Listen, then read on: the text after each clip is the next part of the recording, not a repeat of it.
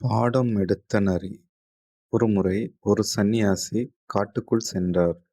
அங்கு வேடனின் பொறியில் ஏற்கனவே சிக்கி தன் முன்னங்கால்கள் இரண்டையும் இழந்திருந்த ஒரு நரியை பார்த்தார். நடக்கவே முடியாத அந்த நரி எப்போதும் ஒரே மரத்தின் அடியிலேயே படுத்திருந்தது. முடங்கி போயிருந்த அந்த நரி ஓரளவு நன்றாக கொழுத்திருந்தது. இதை கவனித்த சந்நியாசியால் அதனை நம்ப முடியவில்லை. அவர் இதைப் பற்றி யோசித்துக் கொண்டிருந்த அதே நேரத்தில் ஒரு சிங்கம் தான் வேட்டையாடிய மிருகத்தின் மாமிசத்தை எடுத்து வந்து நரி முன்னால் போட அந்த நரியும் அதை சாப்பிட்டது. சந்நியாசியால் தன் கண்களை நம்ப முடியவில்லை. ஓ, இது கடவுள் எனக்கு அனுப்பியிருக்கும் செய்தி. ஊனமுற்று முடங்கிப் போன நரிக்கு அது உட்கார்ந்திருக்கும் இடத்திலேயே உணவு தேடி வருவதென்றால், தெய்வீகத்தின் பாதையில் நடக்கும் சந்நியாசியான எனக்கு உணவு ஏன் தானாக கிடைக்காது?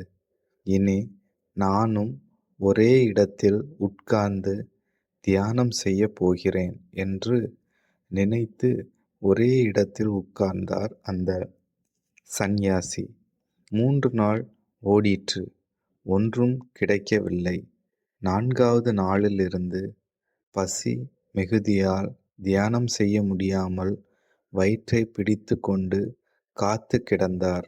அப்போது அந்த வழியாக வந்த ஒரு யோகியிடம் நடந்தவற்றை சந்நியாசி கூறி, இது தெய்வீகத்தின் செய்திதானே, எனக்கு மட்டும் உணவு ஏன் தானாக வரவில்லை என்று கேட்டார்.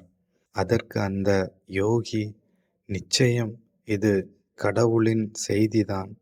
ஆனால் நீங்கள் ஏன் அந்த ஊனமுற்ற நரியைப் போல நடந்து கொள்கிறீர்கள்?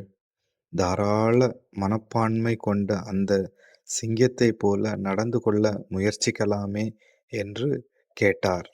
நீதி: நாம் சிங்கமாக இருப்பதை விட நரியாக இருக்கவே ஆசைப்படுகிறோம். தானாக எதுவும் கிடைக்குமென இருந்திருக்கிறோம். சிங்கமாக வாழ பழகுங்கள். வாழ்வின் அர்த்தம் புரியும். This video is sponsored by BuyMote shopping app.